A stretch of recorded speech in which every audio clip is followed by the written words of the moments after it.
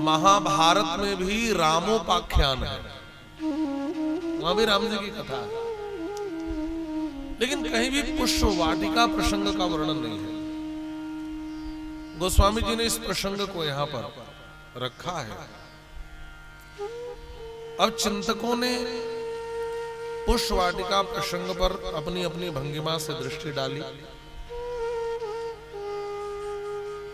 साहित्य की दृष्टि से यदि विचार करें तो पूर्व राग का अनुपम प्रसंग रख दिया। दार्शनिक दृष्टि से यदि हम विचार करें तो भक्ति को पाने का सरलतम माध्यम क्या है, यह पुष्प वाटिका में दिखाई देता है। और सामाजिक दृष्टि से यदि हम बात करें तो एक सामाजिक प्रश्न रहा है कि विवाह के पूर्व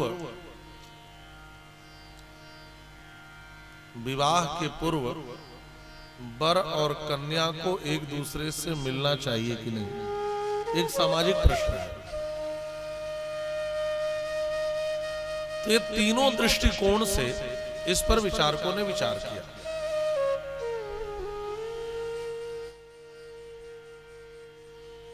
प्रीति की मर्यादित स्थिति क्या है, साहित्य रसकों के लिए यहां पर दिखा दिया कि मर्यादा में रह करके भी प्रेम का प्रगटीकरण कैसा होता है। उस अंतरंग मिलन का भी इतना मनोहारी चित्रण मानसकार ने यहां पर किया है। और दार्शनिक दृष्टि से भगवान ने भी भगवान होने के अभिमान को छोड़ दिया।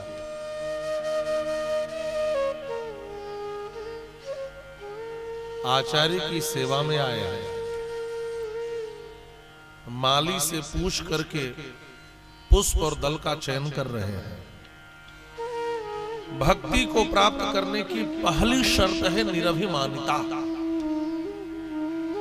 यदि हमारे जीवन में निरभिमानिता नहीं है तो हम भक्ति को प्राप्त करने की पात्रता नहीं रखते। और सामाजिक दृष्टिकोण से का देखो, विवाह के पहले लड़का लड़की मिले जरूर, लेकिन कैसे मिले? कहा दोनों लोग एक श्रेष्ठ हेतु को लेकर के पुष्प वाटिका में आए हैं। राजकिशोरी श्री जानकी गौरी पूजा के लिए आई है और राजकुमार श्री राघव गुरु पूजा के लिए पुष्प लेने के लिए आए हैं। कितनी पवित्र भावना है, सेवा और पूजा की भावना। एक के हृदय में गौरी पूजा का हेतु है और दूसरे के पास गुरु पूजा में हमारी सेवा कैसे अर्पित हो जाए, इसका हेतु। गौरी या गुरु पूजा के बहाने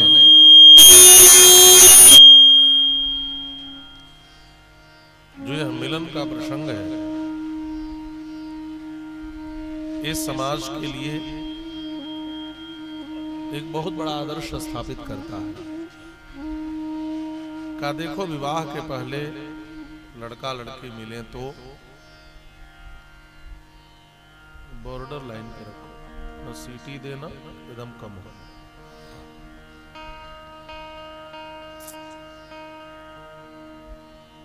बोलिए श्री राघवेंद्र सरकार की जय। श्री राम श्री राम।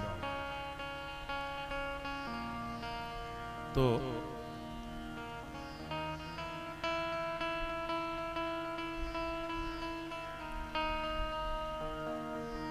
श्री सीताराम जी के प्रथम मिलन का यह वर्णन किया।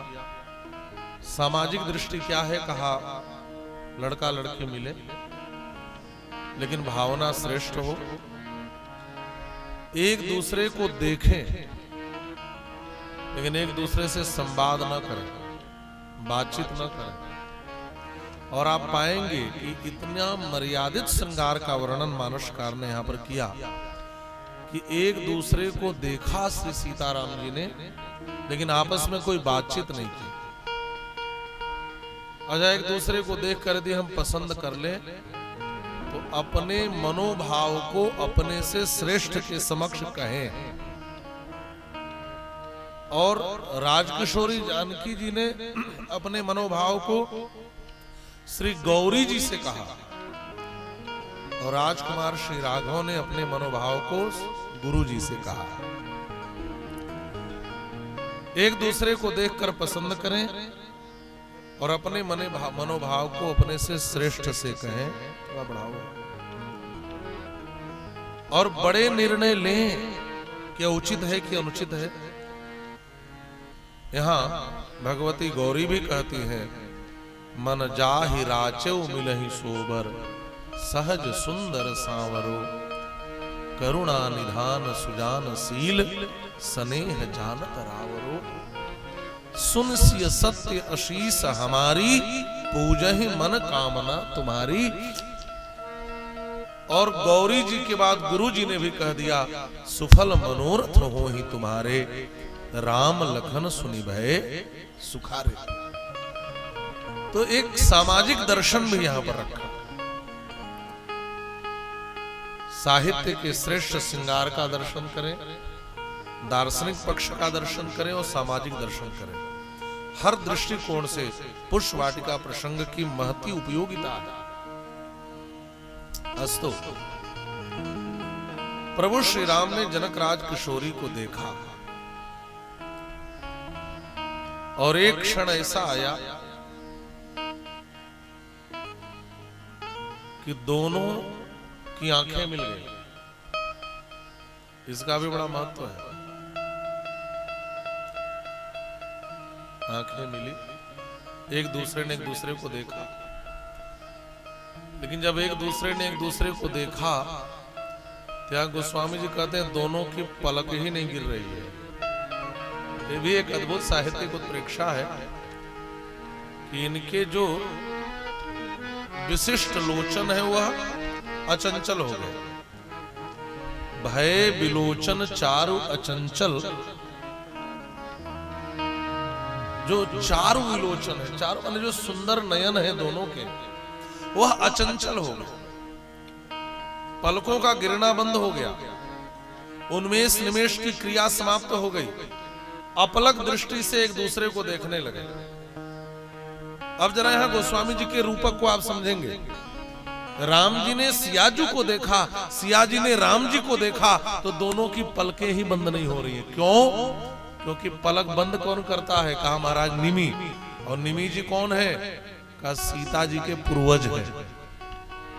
तो महाराज निमि ने सोचा हमारे घर के बच्चे एक दूसरे को देख रहे हैं, तो जहां घर के बच्चे एक दूसरे को देखे वहां से बुजुर्गों को हट जाना चाहिए। हाँ, ढीठ बन करके बैठा नहीं रहना चाहिए।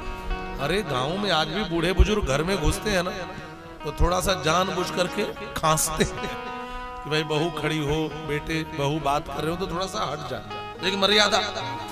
तो बच्चे जहां एक दूसरे को देख रहे हो वहां पर बुजुर्गों को नहीं रहना चाहिए।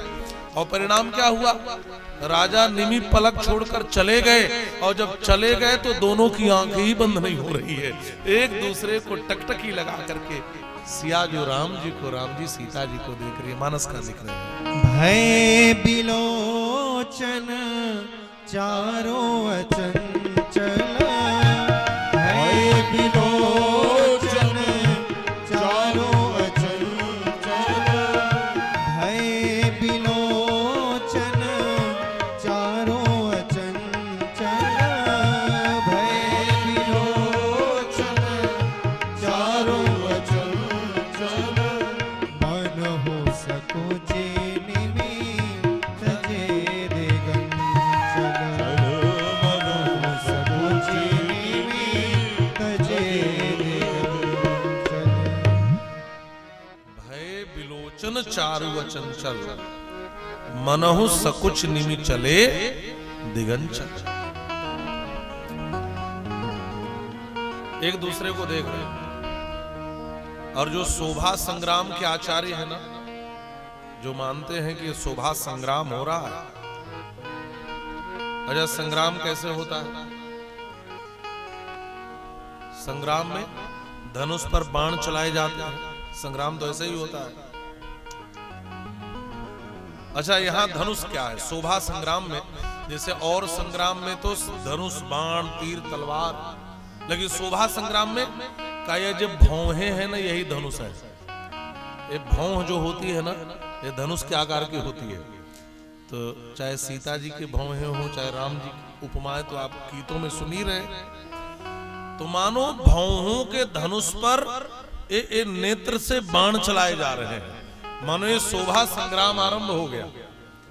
और मिथिला के संत कहते हैं, आज नेत्र से ही इस प्रिया प्रियतम में, इस राजकुमार और राजकुमारी में संग्राम शुरू हो गया। कैसे इन पंक्तियों में देखते हैं। करत दो नयनन से संग्राम, करत दो नयनन से संग्राम, करत दो नयनन से संग्राम, करत दो नयनन से संग्राम, करत दो नयनन से संग्राम, करत दो नयनन से संग्राम।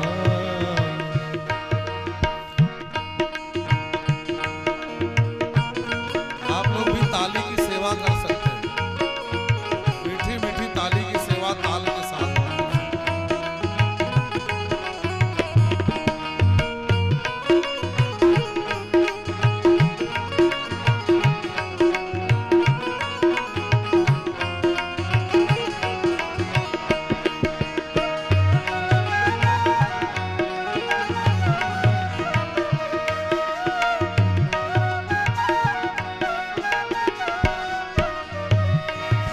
धनुष युग संधि नयन सर, भौह धनुष युग संधि नयन सर, भौह धनुष युग संधि नयन सर, भौह धनुष युग संधि नयन सर, जिगर करत जिगर कथना,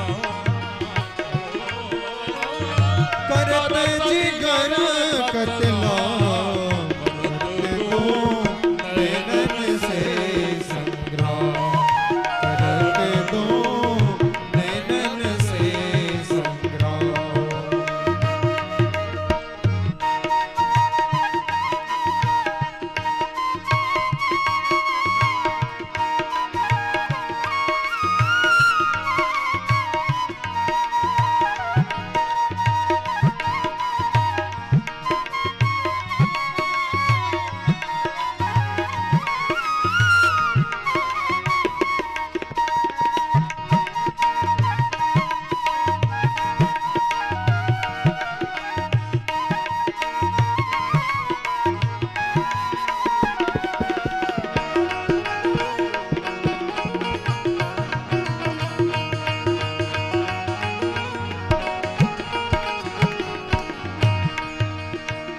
चलत कटाक्ष सुतीक्षण दुबुदिसी, चलत कटाक्ष सुतीक्षण दुदिशि, बनहु चपल असिकाम, बनहु चपल असिका, गोली गजा बगरूरी पुतली, गोली गजब गरूरी पुतली, भीतर करत सुठा, करत दो नयन से संग्राम, करत दो नयनन से संग्राम।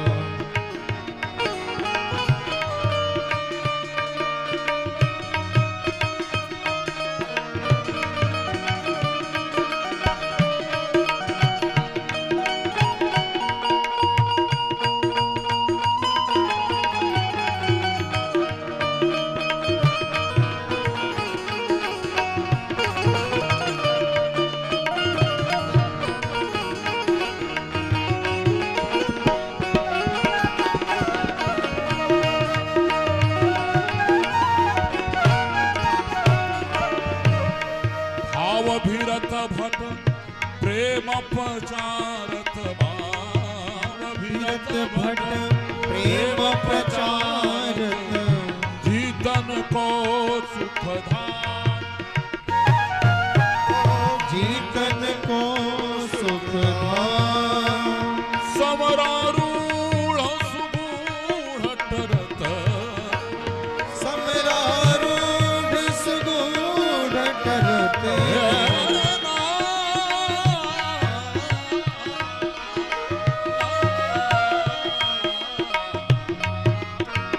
समरारूढ़ सुगूढ़ टरत नहीं समरारूढ़ सुगूढ़ टरत नहीं लरत लरत भैसा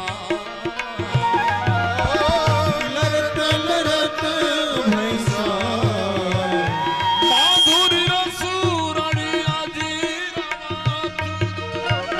माधुरी रस रणिया जीर मत दो लेत नहीं विश्राम हो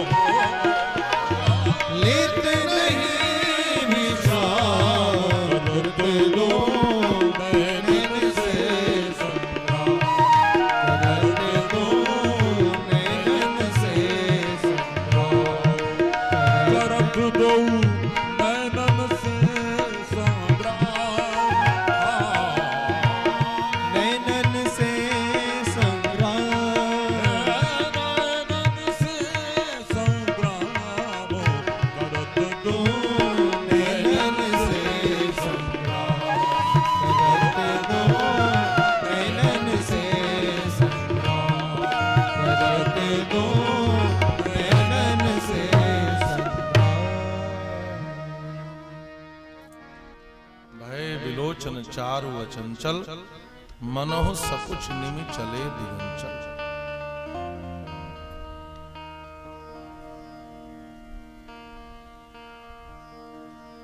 ऋषिक आचार्य कहते हैं कि राम जी को जब जानकी जी के मुखचंद्र का दर्शन हुआ तो राम जी समझ गए कि आज साधारण योद्धा से पाला नहीं पड़ा है।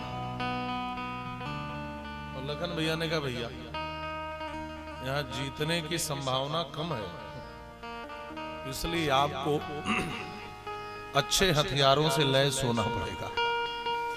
अच्छा, शोभा संग्राम में हथियार क्या है? श्रृंगार। शोभा संग्राम का हथियार है श्रृंगार। और लखन भैया ने तुरंत लता भवन के भीतर खींचा और राम जी का सुंदर श्रृंगार किया, सुंदर श्रृंगार किया, बढ़िया मोर पंख लगाया। और मैंने एक दिन कहा भी था कि भगवान पक्ष धारण करते हैं। ये मत समझना कि केवल कन्हैया ही मोर पंख धारण करते हैं, रघुरैया भी मोर पक्ष धारण करते हैं। वो किशोरी राधिका के वाटिका का मोर था और एक किशोरी जानकी जी के वाटिका का मोर है। दोनों भक्ति स्वरूपा है। जो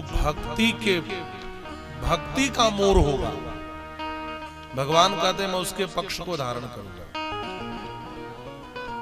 मोर माने आप समझते हैं? राजा गोस्वामी जी का एक बड़ा प्रसिद्ध दोहा है। गोस्वामी पाद ने लिखा है कि मोर में कोई अच्छाई नहीं होती, मोर में कोई अच्छाई नहीं होती। तन विचित्र कायर बचन अहियाहार मन घोर। तन विचित्र, एक रंग का शरीर नहीं होता और बोलता है तो मोर की बोली आपने सुना है, कां कां कायर की तरह। मोर देखने में सुंदर है, बोली उसकी अच्छी नहीं होती। और भोजन आपको पता है मोर क्या खाता है? सर्प खाता है। मन का भी अच्छा नहीं होता, कोई अच्छाई नहीं है। तन विचित्र कायर बचन अहियाहार मन घोर। जब ते हरि भय पक्षधर ताते कह सब मोर। ताते कह सब मोर। न तन अच्छा, विचित्र है, न बचन अच्छा कायर की तरह बोलता है, न भोजन अच्छा सांपों को खाता है, मन का भी अच्छा नहीं होता, मन घोर।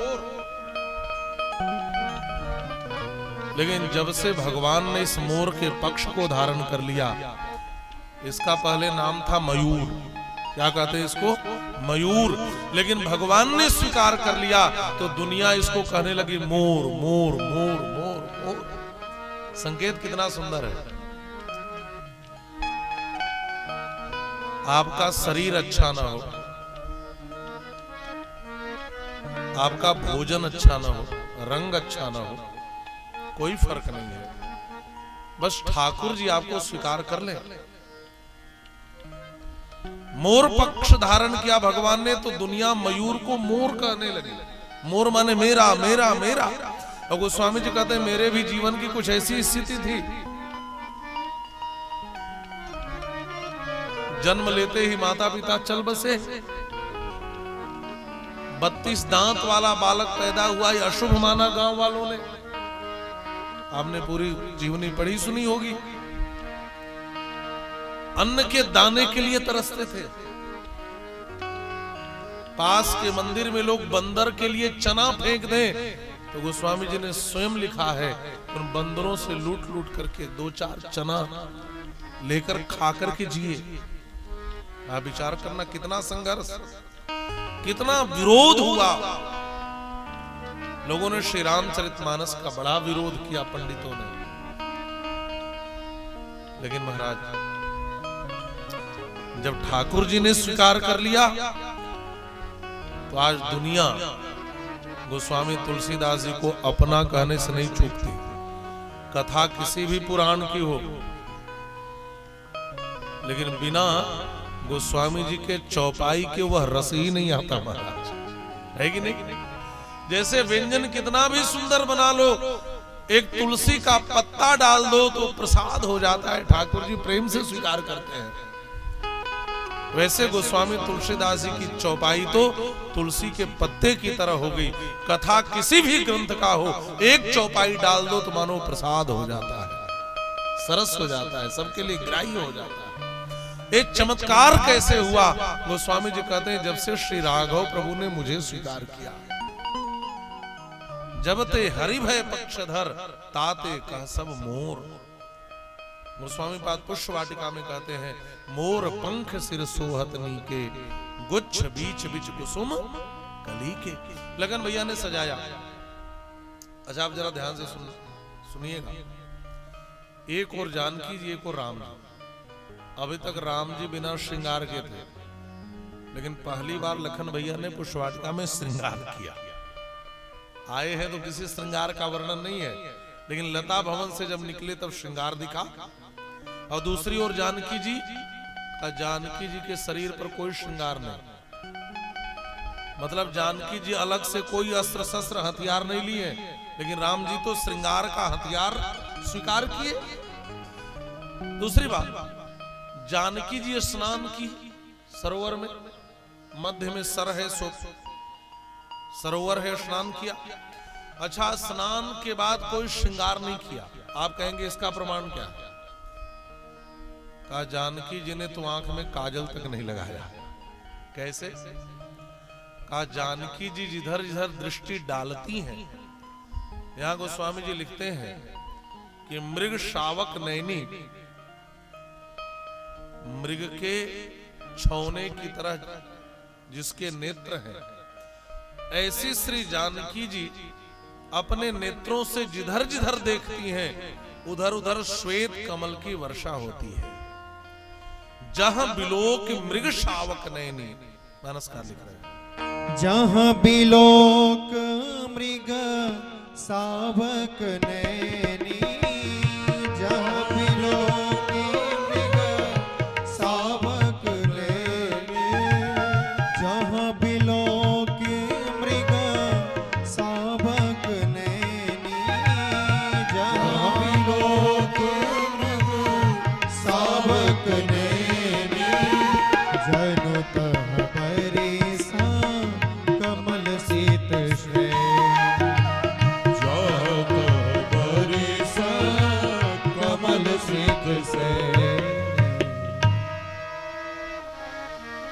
गोस्वामी जी की चौपाइयां पढ़ पढ़ के उनकी तूलिका के प्रति मन बार बार श्रद्धावनत हो जाता है। अच्छा, क्या उपमा दी है?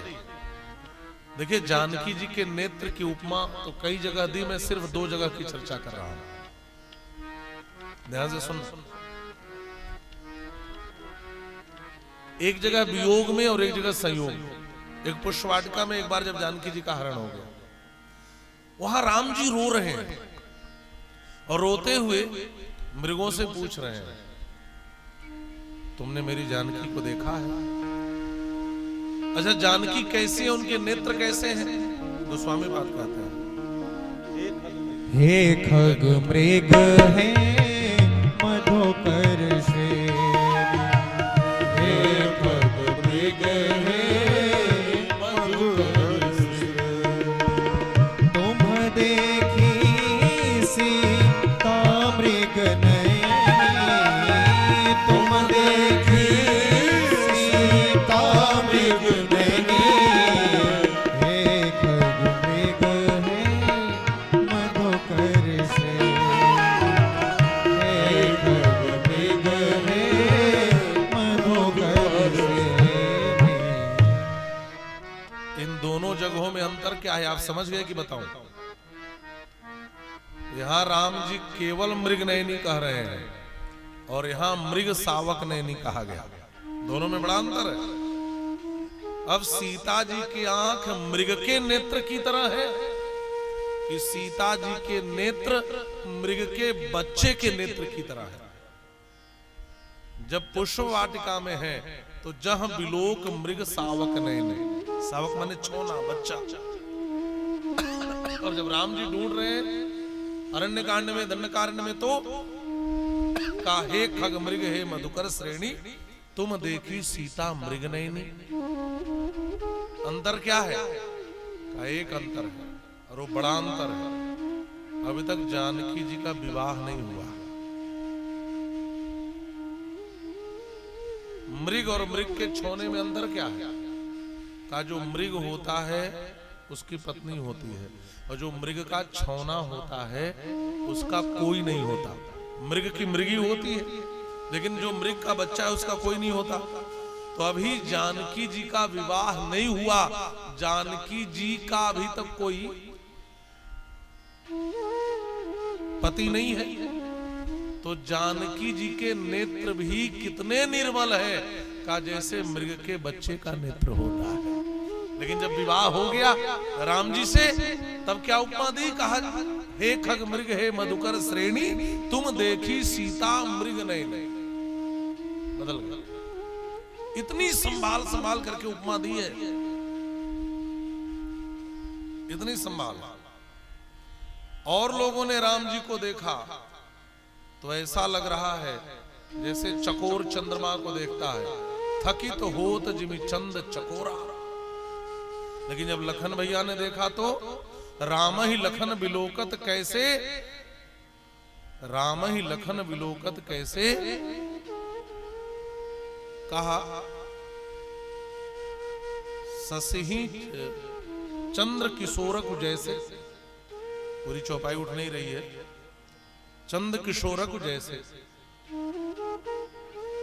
जैसे चकोर का बच्चा चंद्रमा को देखता है। और जो चकोर है उनकी चकोरी है, लेकिन चंद्र किशोर, इसका मतलब लखन भैया का प्रेम बटा नहीं है। लखन भैया के एकमात्र सर्वस्व भगवान श्री राम है। तो चौपाइयों में स्थल स्थल पर उपमा की संभाल रखी है गोस्वामी जी। जहां विलोक मृग सावक नयनी, जहां तहां बरिस कमल सित श्रेणी। अब यहां एक बात देखेंगे, जानकी जी जिधर जिधर देख रही हैं उधर किसकी वर्षा हो रही है? कमल सित श्रेणी। कमल तो आप समझ रहे हैं, सित माने होता है श्वेत और असित माने होता है काला। असित माने काला और सित माने श्वेत, सफेद। तो जानकी जी जिधर देख रही हैं मानो कमल के सफेद फूल बरस रहे हैं। तो एक भाव तो संतों ने किया कि राजकिशोरी ने सोचा कि चलो हम इस राजकुमार का स्वागत फूल बरसा करके करें। सखियों ने तो और फूल बरसाए, लेकिन जानकी जी ने तो मानो अपने नेत्रों से ही श्वेत कमल की वर्षा कर दी इस राजकुमार के स्वागत के लिए। प्रेम की एक स्थिति है, जह विलोक मृग सावक नैनी, जह तह बरिस कमल स्थित सेनी। लेकिन जो ध्वनि आ रही है वो बड़ी अद्भुत ध्वनि है। जानकी जी देख रही हैं राम जी को ढूंढने के लिए, ढूंढ रही हैं। चितवत चकित चहु दिसि सीता। अब राम जी तो लता भवन में छिप गए। अब जानकी जी के नेत्र उनको ढूंढने लगे, किधर गए किधर गए किधर गए। तो जिधर देखती हैं उधर श्वेत कमल की वर्षा हो रही है। न लाल कमल की वर्षा, न नील कमल की वर्षा, श्वेत कमल की वर्षा। संकेत क्या है? अच्छा एक बात और है, राम जी के नेत्र की उपमा पुंडरीक से दी जाती है। राजीव माने लाल कमल और पुंडरीक माने श्वेत कमल। जब शूर्पणखा आई खरदूषण के पास नाक कान कटाकर और पूछा खरदूषण ने कि बहना नाक कान कहां से कटा के आ रही है, वो भी बड़ा अद्भुत प्रसंग है, कभी सुनाऊंगा। हाँ महाराज, ये कहां से नाक कटा के आ रही है? उसने कहा मैं तो गोदावरी में पानी पीने गई थी। खरदूषण ने कहा तो जरूर कहीं पानी ग्रहण करने गई होगी, पानी पीने में तो नाक नहीं कटता, नाक तो कटता है पानी ग्रहण में। तो जब नाक कटा के आई तो किसने काटा? तो शूर्पणखा कहती है तरुणो रूप संपन्नो सुकुमारो महाबलो पुंडरीक विशालाक्षो चीर कृष्णाजिनाम्बरो। राम जी के नेत्र कैसे हैं? कहा पुंडरीक विशालाक्षो। पुंडरीक माने श्वेत कमल। श्वेत कमल जैसे सफेद कमल होता है वैसे राम जी के नेत्र बड़े बड़े, भीतर सफेद पुतली पर एक काली काली बिंदी है। अच्छा लाल कमल कह दे तो लाल कमल भी है, क्रोध में ले होते होंगे, लेकिन उसके कहने का भाव अलग है। जब आंखों में वासना के डोरे पड़ते हैं ना तभी आंख में लालिमा आती है। ध्यान से समझना, वासना के लाल लाल डोरे पड़ते हैं महाराज। और शूर्पणखा सुंदरी बनकर के आई, लेकिन राम जी ने देखा भी नहीं। सीता ही चितई कही प्रभु बाता, अहि कुमार मोर लघु भ्राता। और लखन भैया ने भी राम ही चितई और राम जी ने सीता ही चितई, किसी ने शूर्पणखा की ओर नहीं देखा। शूर्पणखा कहती है उनके नेत्र ऐसे हैं जिनमें वासना के यत् किंचित भी लाल डोरे नहीं है, ऐसे उनके सुंदर नेत्र हैं। पुंडरीक विशालाक्षौ। तो जानकी जी के नेत्र की उपमा कैसे दी गई? जानकी जी जिधर देख रही हैं जहां तहां बरिस कमल सित श्रेणी। का ठीक है, लाल कमल तो बरस ही नहीं सकते, सात्विक भाव है नेत्रों में। नील कमल नहीं है, क्यों? क्योंकि इससे प्रमाणित होता है कि जानकी जी ने कोई श्रृंगार नहीं किया। यदि जानकी जी ने आंख में काजल लगाया होता तो नील कमल की वर्षा होती, लेकिन जानकी जी स्नान के बाद कोई श्रृंगार नहीं किए हैं, इसलिए श्वेत कमल की वर्षा हो रही है। अब जरा देखें यहाँ पर एक और जानकी जी हैं जिनके शरीर पर कोई श्रृंगार नहीं, और दूसरी ओर राम जी खड़े हैं जो श्रृंगार करके खड़े हैं। इसका मतलब अयोध्या के संत, मिथिला के संत तो कुछ भी कहते हैं महाराज। जो रसिक भावापन्न है वो कहते हैं कि आज आया ऊंट पहाड़ के नीचे।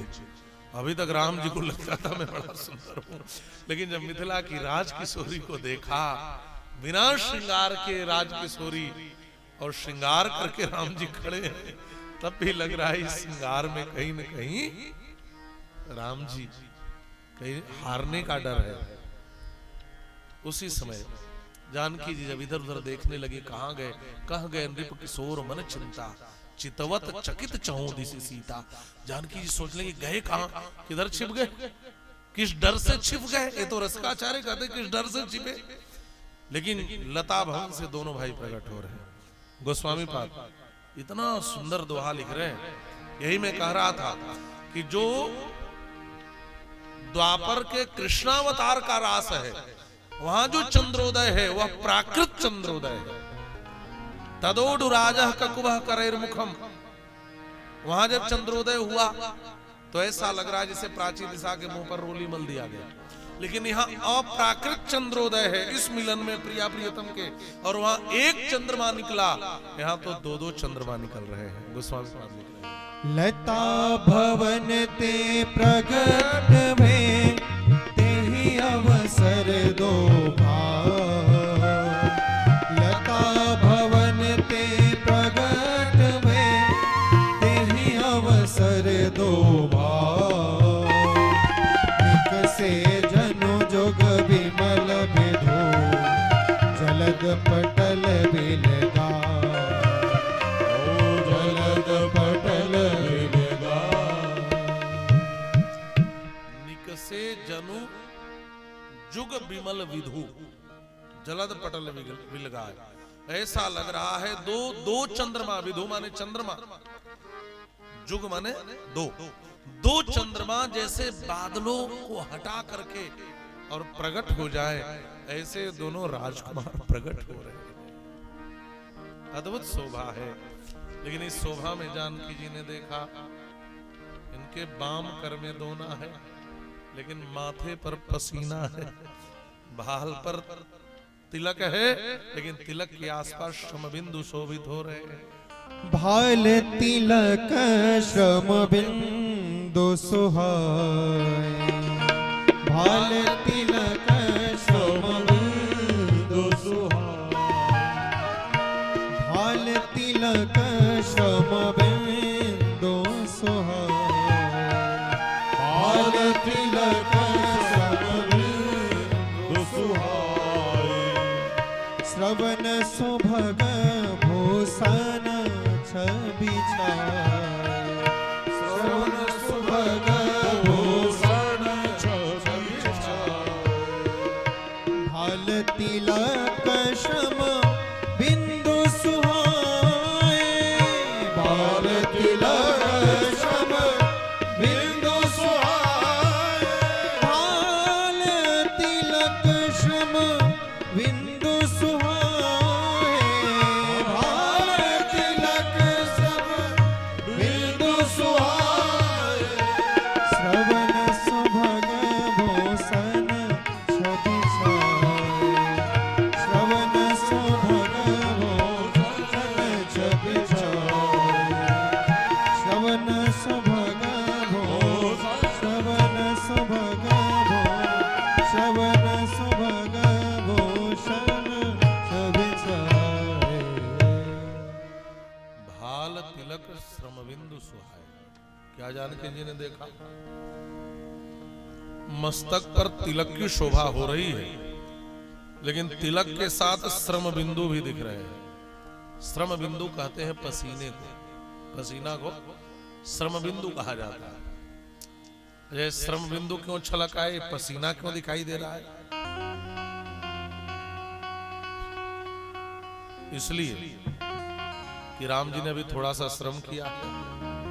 क्या श्रम किया? कहा भाई और कोई श्रम तो है नहीं कि वाटिका में आकर के फुलवारी की क्यारियों की गुड़ाई करवाई गई हो, ऐसा भी तो नहीं है। ये कौन सा ऐसा श्रम किए? तो किसी ने कहा भाई बाम कर दोना है, शायद दोने का भार न उठा पा रहे हो। दोने का वजन कितना होगा महाराज? लगता है दोना उठाए हैं इसके वजन के कारण। नारे प्रभु। ब्रह्म का लक्षण क्या है? स्वामी वल्लभाचार्य जी कहते हैं अखिल विरुद्ध धर्माश्रयत्वम ब्रह्मत्वम। एक साथ जहां सारे विरुद्ध धर्म दिखाई पड़े वही ब्रह्म होता है। और भगवान में दोनों चीजें एक साथ दिखाई देती हैं। अच्छा आप बताएं, कोई कोमल और कठोर दोनों एक साथ कैसे हो सकता है? हो सकता है? लेकिन ठाकुर जी वज्रादपि कठोरानि मृदूनि कुसुमानि च, वज्र से भी कठोर है और फूल से भी कोमल है। या तो आपका हाथ कठोर ही होगा या कोमल ही होगा। ऐसा कैसे होगा कि कठोर भी और कोमल भी हो? अणोरणीयान महतो महीयान। भगवान वेद कहते हैं अणु से भी अणु है, अणु से भी छोटे हैं। सबसे छोटा कण जो अणु होता है उस परमाणु से भी छोटे हैं, अणु से भी अणु है, और महान से भी महान है। ये दोनों बातें कैसे हो सकती हैं? जिसको दोना उठाने में पसीना छूट गया पुष्पवाटिका में, और स्वयंवर में धनुष उठाने में पता ही नहीं चला, लेत चढ़ावत खैचत गाढ़े, काहुन लखा देख सब ठाड़े। दोना उठाने में पसीना, और जिस धनुष को कोई हिला नहीं सका, न सेकुर ग्रहणे तस्य धनुषस्थोल ने पीवा, रहब चढ़ाऊ तोरब भाई तिलवर भूमि न सके चढ़ाई। उस धनुष को उठाने में पसीना तो छोड़ो, इतनी त्वरा, इतनी जल्दीबाजी, इतनी बिजली सी गति कि कोई देख ही नहीं पाया। ये दोनों विरुद्ध बातें एक साथ जहां हो वही ब्रह्म है, वही ईश्वर है। यहां ही नहीं, रो रहे हैं, हा गुण खान जानकी सीता, हे खग मृग हे मधुकर श्रेणी, तुम देखी सीता मृग नहीं। रो रहे हैं कि नहीं? कदम्ब यदि जानी से त्वामवा सीते सुभान नाम, अथवा मृग सावाक्षिम मृगम जाना मैथिली। हे कदम्ब हे पन्नग हे धव हे बकुल हे पीपल हे पलास हे आम्र, तुमने हमारी जानकी को देखा है? अरे मृगों, तुम्हारे तरह जिसके नेत्र थे मेरी उस मृग नयनी जानकी को देखा है? अथवा मृगे नयनी यस्या सामृग नयनी, आज एक नकली मृग पर जिसके नेत्र चले गए थे, ऐसी मृग नयनी मेरी जानकी को देखा है। रो रहे, लेकिन उसी समय भगवान शिव दंडकारण्य में राम जी को देखे, शंभु समेत ही राम ही देखा, उपजा ही अति हरस विशेखा। अभी अभी रो रहे थे, लेकिन जब सती जी परीक्षा लेने गई तो भगवान मुस्कुरा रहे, पूछ रहे हैं, अपना परिचय दे रहे हैं, पिता समेत लीन हनि जनामू, और कह भी रहे हैं विपिन अकेल फिर ही के ही हेतु। तो रोना और हंसना एक साथ कैसे हो सकता है? एक ही लीला में हो सकता है? अच्छा, रावण किस पथ से लेकर जानकी जी को गया वो रास्ता नहीं दिख रहा है। मैं कछु करब ललित नर लीला, नर की तरह लीला कर रहे, रो रहे हैं। अच्छा, राम जी इतना रोए क्यों? गोस्वामी जी ने इस पर भी एक मधुर बात लिखी है।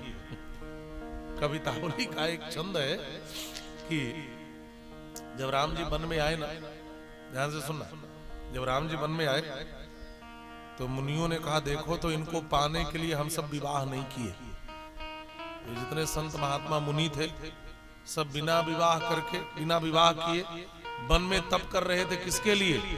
इन्हीं को पाने के लिए। और देखा भगवान भी तप करने आए हैं, तापस वेश विशेष उदासी, तपस्वी बनकर, लेकिन यह तो अपनी श्रीमती को साथ लेकर आए हैं। और महात्माओं ने कहा देखो तो ये फल लाते हैं वो बढ़िया संवार कर खाने को देती हैं, ये कंदमूल लाते हो पका करके देती हैं, ये कोई चीज लाते हैं वो सजाकर खाने को देती है, और हम अकेले अपने से लाएं, अपने से पकाएं। जिनको पाने के लिए हम ऐसी कठोर तपस्या कर रहे हैं वो तो पत्नी साथ लिए घूम रहे हैं। हमारी भी पत्नी होती तो बड़ा सहयोग करती, बड़ी सेवा करती। हम तो बिना मतलब के साधु बन करके घूम रहे हैं, और जिसको पाने के लिए घूम रहे हैं वो पत्नी लिए घूम रहे हैं। एक महात्मा ने कहा चिंता मत करो, तुम सबको भी पत्नियां मिल सकती हैं। तो बूढ़े महात्माओं ने कहा हमारी दाढ़ी पक गई, चेहरे पे झुर्रियां पड़ गई, हम बूढ़े हो गए, अब कौन अपनी बेटी से हमारा ब्याह करेगा कि हमें पत्नी मिलेगी? तो उन्होंने कहा चिंता मत करो, पता है राम जी क्या कर देते हैं? कहा क्या कर देते हैं? अपर्णा बिंद के वासी उदासी सब उदास थे। गोस्वामी जी ने लिखा है कवितावली में। तो एक ने कहा चिंता मत करो, आज इस वन में वह आ गए हैं जिनके चरण की धूलि में शक्ति है जो पत्थर को स्त्री बना देते हैं। इसलिए ऐसा करो, सब लोग एक एक पत्थर लेकर उनके पास चलो, और हुए हैं शिला सब चंद्रमुखी, सब पत्थर लेकर चलो, सबको वह स्त्री बना देंगे और फिर सभी महात्माओं का विवाह हो जाएगा। और सभी महात्मा पत्थर लेकर राम जी की ओर दौड़े। प्रभु इस पत्थर को स्त्री बनाओ इसको। राम जी ने कहा कि ये तो पत्नी लेकर के वन में आना, इसका इफेक्ट बड़ा बुरा हो गया, इसका तो बड़ा गलत प्रभाव पड़ रहा है। तो राम जी ने कहा कि पत्नी सुख ही देती है ऐसा नहीं है, बड़ा दुख देती है ऐसा भी है। और लीला में पत्नी का हरण हो गया तो राम जी इतना रोए, इतना रोए, इतना रोए महाराज। अज्ञेय नारी खोजत फिरहि अज्ञेय नारी, जैसे अज्ञानी व्यक्ति ढूंढता है, इतना रोए, छाती पीट पीट करके हा सीता, हा सीता, हे सीता। महात्माओं ने कहा अच्छा हुआ कि हमारा विवाह नहीं हुआ। इतना दुख होता है, पत्नी के लिए इतना रोना पड़ता है, और अच्छी ना मिले तब भी रोना पड़ता है। बड़े बड़े रो रहे हैं महाराज, बड़े बड़े रो रहे हैं। अब खुश होने के लिए सूत्र ढूंढना पड़ता है। हाँ? विवाह के बाद भी खुश नहीं होते, बड़े बड़े मोटिवेशनल स्पीकर के पास पूछने जाते हैं, महाराज बड़ा दुखी जीवन चल रहा है, कैसे खुश हो? तो टिप्स लेते हैं विवाह के बाद खुश होने का। एक जोड़ा एक महात्मा के पास आया। महात्मा ने पूछा कितने वर्ष हो गए विवाह के? कहा 7 साल। कैसा चल रहा है जीवन? कहा हम बहुत खुश हैं। कहा वाह, बहुत कम लोग होते हैं जो खुश रहते हैं। कहा महाराज हम लोगों ने खुश होने का एक सूत्र ढूंढ लिया। कहा अच्छा हमें भी बता दो ताकि हम और लोगों तक पहुंचाएं। तो उस जोड़े ने कहा कि देखो, पति ने कहा कि मेरी पत्नी मुझे मारती है। कहा खुश कैसे रहते हो? कहा उसके हाथ में जो भी मिल जाए, चौका बेलन लोटा गिलास सब चला के मारती है, और उसका निशाना मुझ पे लग जाए तो वो खुश, और नहीं लगे मैं बच जाऊं तो मैं खुश, और हम दोनों इस प्रकार से खुश हो लेते हैं। हमारे राम जगत जी कह रहे वाह, ये भी इसी सूत्र से खुश रहते हैं। ये भी ढूंढते हैं खुश रहने के ऐसे ऐसे उपाय। इसलिए गोस्वामी जी कहते हैं राम जी इसलिए इतना रोए कि कामिन के दीनता दिखाई, धीरन के मन विरति दृढ़ाई। जिन धैर्यवान महात्माओं का धैर्य डिग रहा था, उनके धैर्य को और स्थिर किया कि विवाह के बाद सुख ही नहीं है, बड़ा दुख मिलता है, बड़ा रोना पड़ता है। तैयार हो? महात्माओं ने कहा हम ऐसे ही अच्छे हैं महाराज, ऐसे ही अच्छे हैं। इसलिए राम जी रोए। अजय एक बात बताओ, अखिल विरुद्ध धर्म देखो, वहीं पर सती सीता का वेश बनाकर आई, पहचान गए, और पेड़ से सीता का पता पूछ रहे हैं। ये लीला नहीं तो क्या है? अच्छा आज कोई पूछे तो आदमी कहेगा दिमाग खराब है। अच्छा क्या राम जी को इतना भी ज्ञान नहीं कि कहीं पेड़ पता बताएंगे? आदमी कितना भी पागल हो जाए लेकिन पेड़ से तो बातचीत नहीं करेगा। पेड़ से बातचीत करने लगे तो लोग क्या कहेंगे, पूरा पागल है। अच्छा एक और पेड़ से पूछ रहे सीता का पता, और दूसरी ओर सीता बन के सती आई तो प्रणाम कर रहे हैं, पिता समेत लीन हन्नी जनाम जोरी पानी प्रभु कीन प्रणाम। कहे बहोरी कहां वृष केतु, विपिन अकेले फिरे के ही हेतु। तो विरुद्ध धर्म एक साथ दिखाई दे रहे हैं कि नहीं? दिखाई दे रहे। और दूसरा का सीता जी को किस मार्ग से लेकर रावण गया वो नहीं दिखा, और जटायु की मृत्यु के बाद मोक्ष दे दिया, अपना धाम दिख रहा। किस मार्ग से भेजना है वैकुंठो दिख रहा है। एक दाक्षिणात्य आचार्य लिख रहे हैं, वाह रे प्रभु वाह, क्या नर लीला कर रहे हो। एक प्रश्न आपसे पूछ रहा हूं राघव, पृच्छामि किंचन यदा किल राघवत्वे, पृच्छामि किंचन, आपसे कुछ पूछना चाहता हूं प्रभु। पृच्छामि किंचन यदा किल राघवत्वे, माया मृगस्य मनुजो वशगत्व मोग्ध्यात्। सीता वियोग विवशः न च तद्गतिज्ञा प्रादास्तदा परगतिम हि कथम खगाय। बस एक प्रश्न बताओ, आप ऐसे अज्ञ की तरह नर लीला कर रहे हो कि आप एक नकली मृग को नहीं पहचानता है। माया मृग के पीछे दौड़ दौड़ कर दिखा रहे हो कि मैं तो माया में फंस गया। मायापति होकर के भी एक मारीच की माया में अपने को फंसा दिखा रहे हो, पीछे पीछे दौड़ रहे हो। ऐसी नरलीला।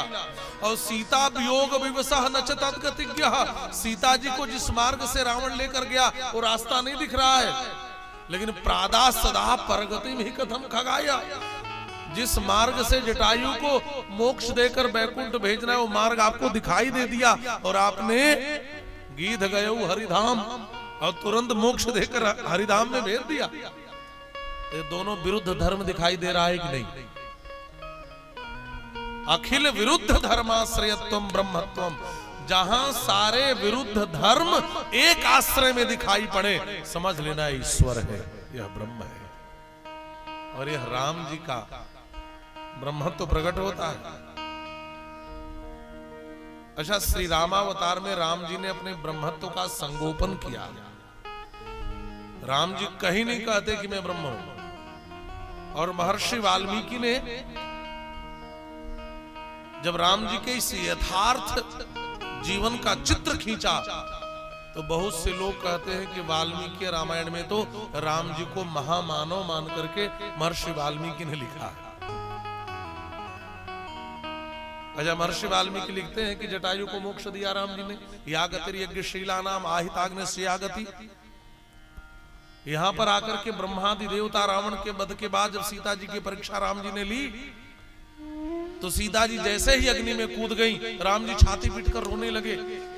देवता आगे प्रार्थना करने लगे, प्रभु आप ईश्वर हैं, अपने स्वरूप का बोध करिए, मत रोइए। राम जी कहते हैं मैं ईश्वर हूं, मुझे नहीं पता।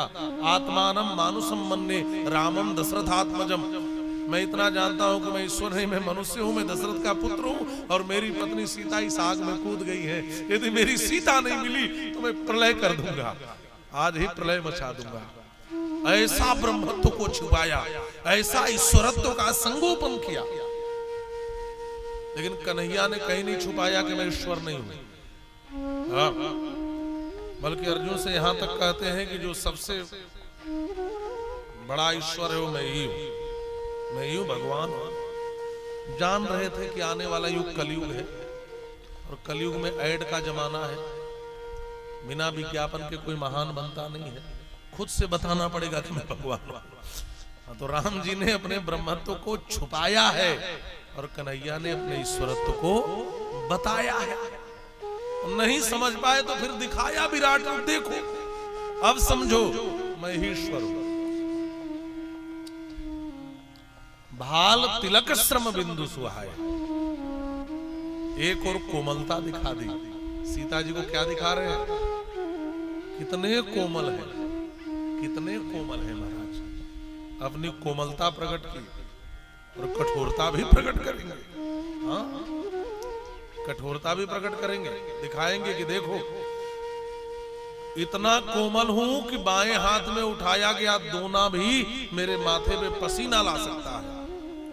और कठोर तो ऐसे हैं कि जिस धनुष को कोई हिला नहीं सकता उसको क्षण मात्र में उठा सकते हैं। ये प्रकट किया। और श्री मामा जी तो यहां दूसरी बात कहते थे, आपने कथा सुनी ही होगी। मामा जी तो कहते थे कि जानकी जी की सुंदरता को देखकर राम जी को पसीना आ गया। काहे छूटल लीलार पे पसीना हो लाल, जेठ की दोपहरी भी नहीं थी। दोना में फूल है कि नहीं अभी इसका वर्णन नहीं मिल रहा है, लेकिन फूल तो है, लेकिन दोना भर ही है, क्योंकि लगे लेन दल फूल मुदित मन, तो चैन तो कर ही लिया है, लेकिन दोना भर। ये पसीना क्यों है? कहा यह पसीना बता रहा है कि भीतर से घबराए हुए हैं कि कोई इतनी सौंदर्य सार संपन्ना कैसे हो सकती है। इतना सौंदर्य, ऐसा सौंदर्य तो जानकी जी की सुंदरता को देखकर राम जी को पसीना छूट आया, इसलिए उनके मस्तक पर श्रमबिंदु दिखाई दे रहे हैं। ये पूज्य मामा जी से हमने सुना, लेकिन राम जी ने अपनी कोमलता प्रकट की। मैं इतना कोमल हूं, इतना सुकुमार हूं कि एक दोने का भार भी मेरे मस्तक पे पसीना ला सकता है। भाल तिलक श्रम बिंदु सुहाए। जहां सौंदर्य होता है वहां सौकुमार्य भी होता है। सीता जी को दिखाया और श्री जानकी जी महाराज स्नेह में डूब गई, प्रेम में डूब गई, शरीर जड़वत हो गया और ऐसे निहारने लगी, ऐसे निहारने लगी कि गोस्वामी पाद कहते हैं जैसे शरद पूर्णिमा के चांद को कोई चकोरी निहारे। मानस करते देखे रूप लोचन ललचाए, देखे रूप लोचन ललचाए, हर से जनों निज निधि पहचाने, हर से जनों निज निधि पहचाने, अधिक स्नेह देह भय भो, अधिक स्नेह देह भय भो, सरदस सिंह जनु चितव चकोरी, सरदस सिंह जनु चितव चकोरी, अधिक स्नेह देह भय भो, अधिक स्नेह देह भय भो, अधिक स्नेह देह भय भो। इतने रहस्य भरे हैं महाराज एक एक चौपाइयों में। एक बार मैंने 1 महीना तक पुष्पवाटिका प्रसंग सुनाया था, 1 महीना।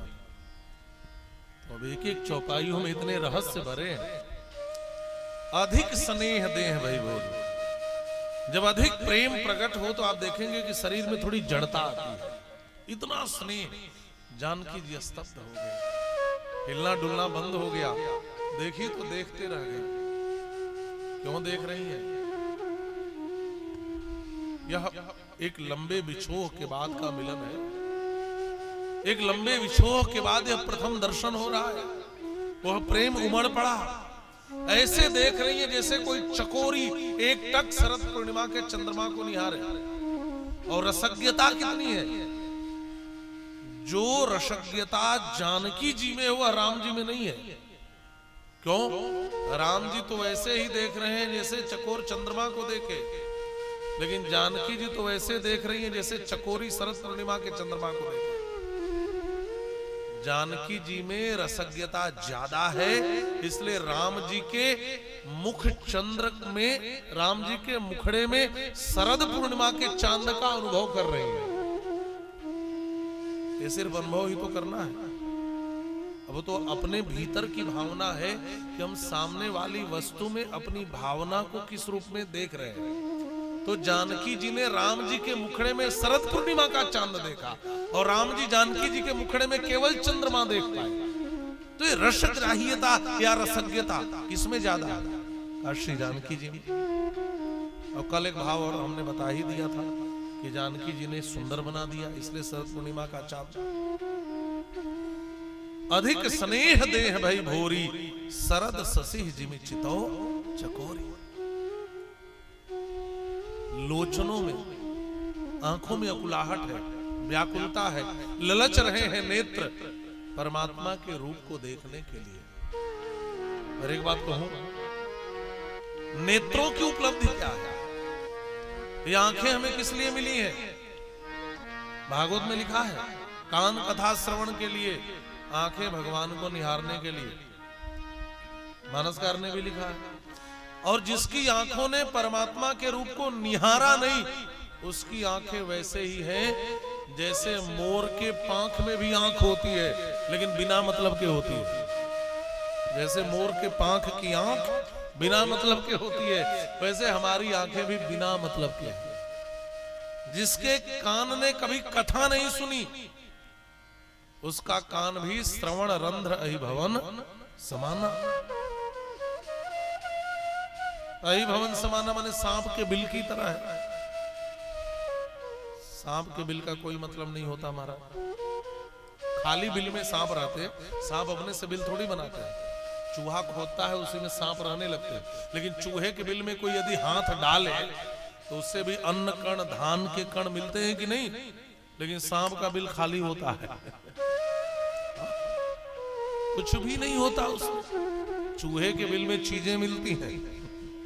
हाँ, चूहे के बिल में, और वो होते हैं ना, वो क्या कहते हैं, वो जो चूहा पकड़ते हैं खेत खेत में घूम के, वो क्या करते हैं, वो चूहे के बिल में डाले। महाराज खेत के जो चूहे होते हैं उनके बिल में से इतना इतना धान निकलेगा, ले जाते हैं सब। मूस, हाँ, जो भी ठीक है, अब क्या करना। तो लेकिन सांप के बिल में कुछ नहीं मिलता, अब बल्कि कोई हाथ भी नहीं डालता है। तो समझ लेना कान मूस के बिल की तरह भी होता तो भी अच्छी बात थी। लेकिन इस कान को पाकर यदि आपने भगवान की कथा नहीं सुनी तो श्रवण रंध्र अहिभवन समाना। अहि माने सांप के बिल की तरह है, जिसके भीतर कुछ भी नहीं है हमारा, खाली। यह आंख ठाकुर जी को निहारने के लिए मिला। देख रूप लोचन ललचाने, अच्छा हर से जनु निज निधि पहचाने। एक बात और देखे, थके नयन रघुपति छवि देखे, पलिकर हूं परिहरी निमेषे। फिर से नेत्र बंद नहीं हो रहे हैं, पलकों ने फिर से निमेष क्रिया को छोड़ दिया। अभी अभी हमने बताया था, यहां आसानी से समझा जा सकता है। लेकिन थके नयन, अच्छा परशुराम जी भी देखेंगे तो भी वहां थके नयन, जो राम जी को देखता है उसके लिए थके नयन शब्द का प्रयोग है। यहाँ जानकी जी ने भी देखा तो थके नयन, तो थकना माने आप क्या समझते हैं? कोई एक व्यक्ति बोले थकना का अर्थ हो क्या समझता है? देखिए भोजपुरी में थकना शब्द का अलग अर्थ होता है। थकना माने श्रम क्लांत होना। जब कोई बहुत मेहनत करे तो कहते हैं कि थक गया, इस अर्थ में प्रयोग करते हैं ना। और जब राम जी प्रकट हुए तो तब तो वहां भगवान दिनकर, दिनमणि भगवान सूर्य भी थके हैं। गोस्वामी जी ने लिखा है ना, मास दिवस कर दिवस भा, मरम न जानई कोई, रथ समेत रवि थाके। यहां भी थाकना शब्द का प्रयोग है। देखिए मानस में थकना शब्द का प्रयोग श्रम क्लांत होने के अर्थ में नहीं है। श्री रामचरित मानस में थकना शब्द का प्रयोग ये बंगाली भाषा का शब्द है। जो लोग बंगाल गए होंगे तो वहां क्या कहते हैं लोग? यही कोना थाको। दादा बताइए, सही है? हमारे दादा बंगाल से आए, कोलकाता से, जो बंशी बजा रहे। यही कोना थाको, थाको माने विश्राम करना, आराम करना। देखिए जानकी जी के आंखों की उपमा किससे दी गई? अरे आप कुछ बोलिए तो मैं बोलूं, मुझे लगे कि आप समझ रहे हैं तो फिर उपमा उपमा की बातें करें नहीं, जल्दी से आगे बढ़े। जानकी जी के आंख की उपमा दी गई मृग छौने के नेत्र से, या मृग नैनी आप मान लें, सीधी बात है। आंख की उपमा मृग के नेत्र से क्यों दी जाती है? आप बार बार पढ़े होंगे। देखिए मृग के नेत्र में चंचलता होती है। आप देखना मृग जो है टक टक टक टक सब इधर उधर देखते हैं, चंचलता। जिन आंखों में चंचलता होती है उन आंखों की उपमा मृग से दी जाती है। अच्छा मृग की आंखों में चंचलता क्यों है? अच्छा आंखें चंचल क्यों होती हैं? क्योंकि आंखें भी किसी को ढूंढती हैं। ध्यान से समझना, सबकी आंखें इधर उधर किसी न किसी को ढूंढ रही हैं। लेकिन सीता जी की आंखों की चंचलता कब खत्म हो गई? का भय विलोचन चारु अचंचल। इनके भी चंचल नयन अचंचल हो गए। कब? कहा जब राम जी को देखा। नेत्रों में चंचलता इसलिए है, ये नेत्रें इधर उधर चंचल होती हैं क्योंकि हर किसी की आंखें भगवान के रूप को ढूंढती हैं। और ये नेत्रों की चंचलता तब तक रहती है, नेत्रों को आराम कभी नहीं मिलता, आराम तब मिलता है जब यह आंखें रघुनाथ को निहार ले। आज जानकी जी की आंखों को विश्राम मिल गया। थके नयन रघुपति छवि देखे, पलिकन हो परिहरि निवेश। आज जानकी जी के भी चंचल नेत्र अचंचल हो गए, माने उनके भी श्रम क्लांत नेत्र आज विश्राम पा रहे हैं। और सच है, आप सच्चे अर्थों में कभी ठाकुर जी को निहारना। आप कहते तो रोज हो कि दर्शन करता हूं, दर्शन करता हूं। हमारे यहां दर्शन का बड़ा महत्व है। रोज मंदिर में दर्शन करता हूं। क्यों कहा जाता है दर्शन करना? क्योंकि आंखों को विश्राम तभी मिलेगा जब भगवान के दर्शन होंगे।